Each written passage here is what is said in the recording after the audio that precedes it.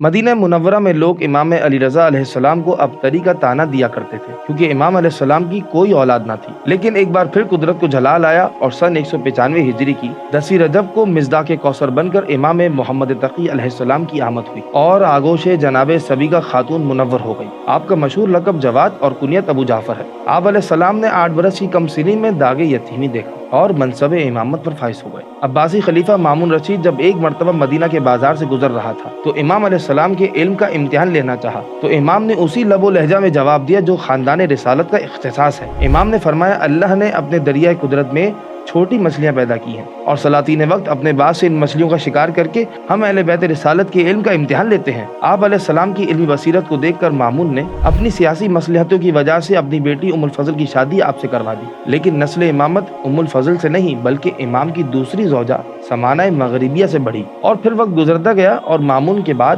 عباسی خلیفہ معتصم نے تختہ خلافت پر قبضہ کر لیا کہ جس نے اپنے دور میں ہی ایک روایت کے مطابق امام کی زوجہ ام الفضل کے ہاتھوں امام علیہ السلام کو زہر دغا دیا، جس کے سبب 25 برس کے سن اقدس میں آخری ذی القعدہ کو امام علیہ السلام کی شہادت سے شیعہ حیدر کرار ایک بار پھر یتیم ہو گئے۔